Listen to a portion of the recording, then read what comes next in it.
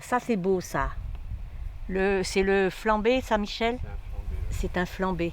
Mimi et Michel Anctil sont installés ici depuis 1973 et tous les deux vouent une véritable passion à leur jardin. Ici sont cultivés avec amour une diversité impressionnante de fruits et de légumes. Je ne voulais pas trop acheter ce qu'il y avait dans les commerces et je voulais produire et manger ce que je produisais. Là, c'est ma serre d'hiver.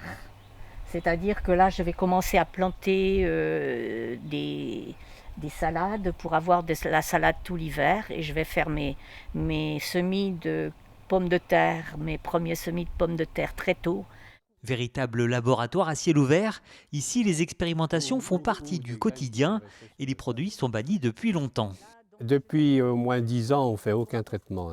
Même sur les tomates, etc., on ne fait pas de traitement du tout.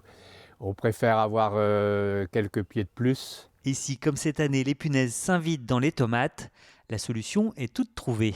On utilise la prévention mécanique, c'est-à-dire moi je passe tous les jours et puis je les ramasse.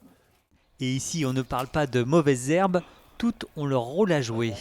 Dans une forêt, c'est la même chose. Les arbres s'adaptent les uns aux autres.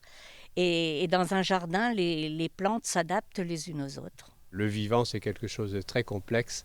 Les plantes, les animaux, c'est toujours en correspondance. Et si on détruit quelque chose à un endroit, on ne connaît pas toujours les conséquences. Au fil des saisons, ils expérimentent des nouvelles techniques qu'ils partagent en intervenant dans des écoles ou en invitant d'autres passionnés à découvrir leur jardin. On avait aussi la passion de transmettre. Parce que pour moi, se nourrir correctement, c'est une passion. Donc c'est toute une philosophie qu'il faut acquérir. Mais on y arrive avec les enfants et ils découvrent des belles choses. Si vous aussi vous souhaitez découvrir ce jardin hors du commun, n'hésitez pas à vous rapprocher de l'Office du tourisme de la Châtaigneraie.